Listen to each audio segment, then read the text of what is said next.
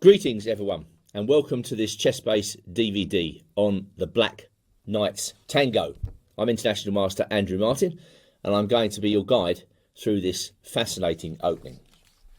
Now the Black Knights Tango begins with the following moves. White plays d4, knight f6, c4 and now this very provocative move, knight c6, which introduces the tango, the so-called tango. The Black Knight offers White the chance to kick him around, very much in the style of Alekhine's defence. But will the pawn advances, if White plays d5, gain space or overextend the White setup? In practice, other than d5, White normally prefers knight c3 or knight f3 on the third move. And transpositions to other openings, such as the Bogo Indian, the Nimzo Indian, even the King's Indian in some cases, are quite common, and Black must be ready to shift openings from time to time. Altogether, the tango provides Black with fascinating variety. Now, what I've done here is, in the first instance, to show you a very interesting illustrative game, and it's between Grandmaster Joel Benjamin playing with Black, and he's playing a guy called Potter, and this game was played in the Philadelphia Open back in 2003.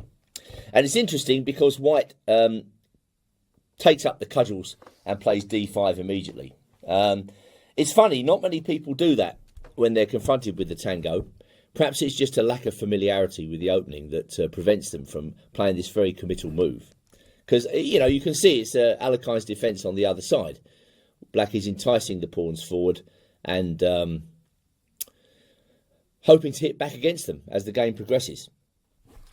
So White played e4. It's actually worth pointing out that this chap Potter is not a weak player by any stretch of the imagination. His grade at the time was 22.95. And with e4, White sets the first trap, because it looks as though White has blundered a pawn, but in this case, queen to d4 picks off one of the knights. So this is why Benjamin plays e6. Again, very much like a left-handed Alekhine, just attacking the centre. And White plays f4. So here we have a typical position for this line. And White was obviously in a very aggressive move. He wants to push the Grandmaster around. So he plays e5. And the knight hops into e4. Now, a move like this clearly is very provocative. The knight hops in unprotected. Doesn't have any way out. So White decides to attack the knight with the queen. And now Black plays a key move here, bishop b4 check. Not only does that develop a new piece, preparing to castle, but it also gives White some difficulty finding a really strong move here.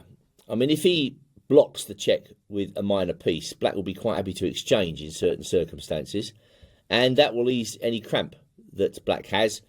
Then Black can start to hit back against the pawns. So White decided just to, again, play very sharply here and play king to d1. He's relying on the attack on the knight at e4 to give him very good chances. And already we can see that this is going to be a highly unorthodox game, which is exactly what tango specialists usually want. And most of the unorthodox lines come from this move 3d5. What can one say? I'm doubtful about White's whole position, really. He's only developed the queen, and his king is stuck in the middle. Meanwhile, Black can still castle, and he's going to play d6 in a minute and blow open the centre.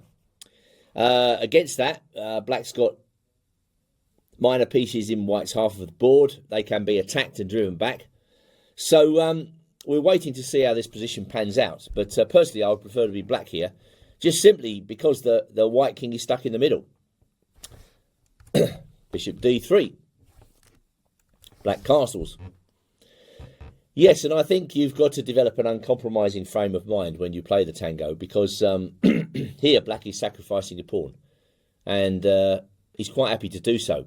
He knows that, well, White doesn't have anything better than taking the pawn. He knows that when White takes this pawn, he can play d6 and just blow open the game. And this sort of play should appeal to many attacking players among you.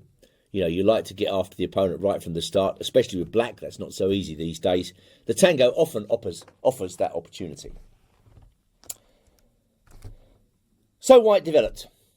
And now a slightly curious move here, bishop a5.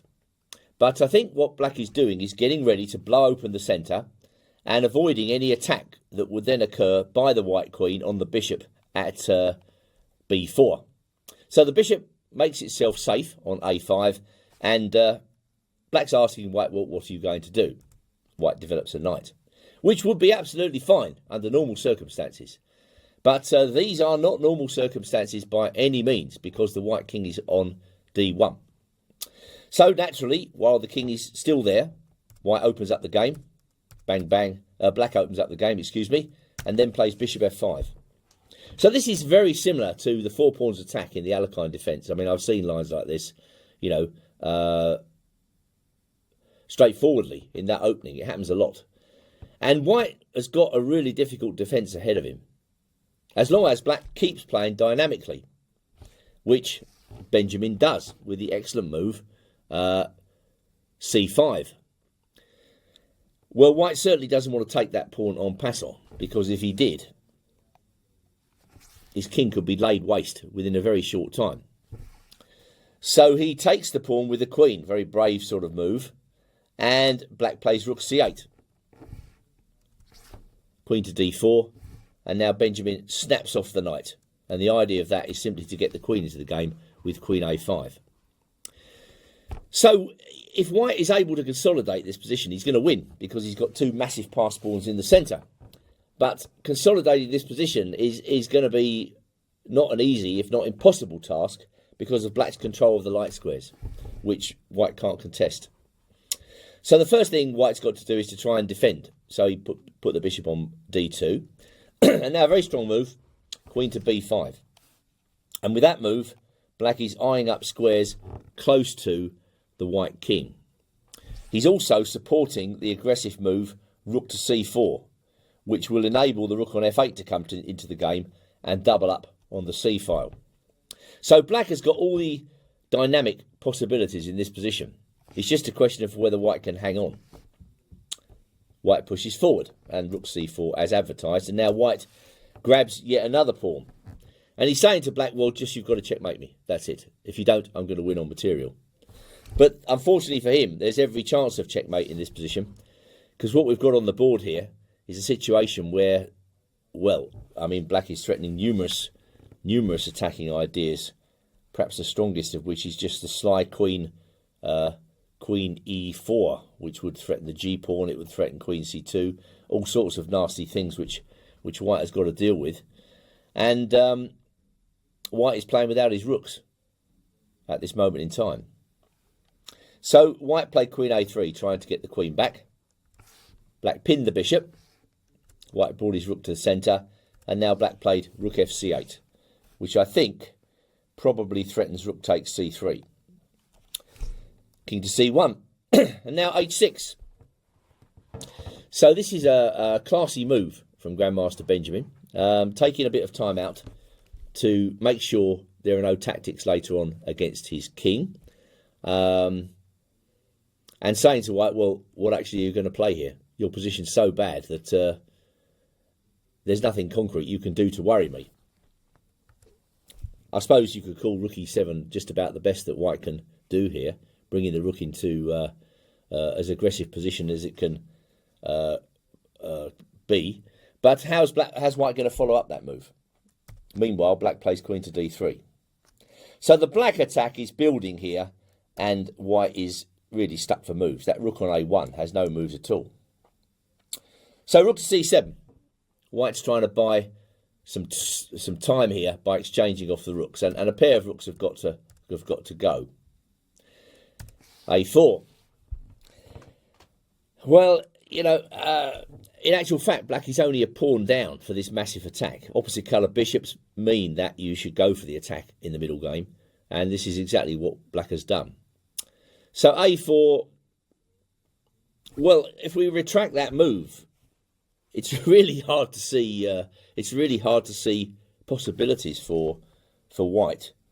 Whereas for black, if I look at it now, I mean, I can see that a move like b5 and then b4 could be very awkward for white, who could not take that pawn with the queen because of queen c2 mate. And that's just one plan. I'm sure there are many other plans here. I mean, white's kingside pawns look as though they're right for the plucking here. So perhaps a4 was just to stop b5.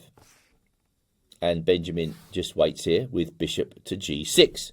But more than waits, because he may be thinking about rook f7 and then penetration down the f-file, either to f2 or f1. So rook a2, rook f7, again as advertised, rook c2. And that's a desperate move, really, isn't it? White's trying to buy black off. Black could take that rook with the queen and maybe just bring the rook to the 7th rank, and that would win. But Benjamin decides to play this game more dynamically. He wants to win this game with an attack, so he doesn't take the rook right now. He just says to white, please resign, because you don't have any moves. And it's true, white does not have any moves apart from the terrible king to c1. And again, black could win by chopping off the rook. He decides to just gobble the pawns. Rather a sadistic way to play, but white should resign, really. So h4, rook h2, a5, and now another just humorous move, really, h5. Just say, well, why don't you resign? I mean, you've got no moves. There's nothing you can do. Queen a4, still playing on, hoping for the earthquake. Rook takes bishop. Okay, Benjamin's had enough. If rook takes rook, queen b1, mate. King b2, he still won't resign. But there seems to be a discrepancy in material. So finally, white resigned. Okay, well, that's the type of inspiring game, really, which we want to begin the DVD with. And a justification, really, of the opening idea, knight c6, where white played in just about the most aggressive way he could play, pushing all those pawns forward, but was hit by a devastating counterattack.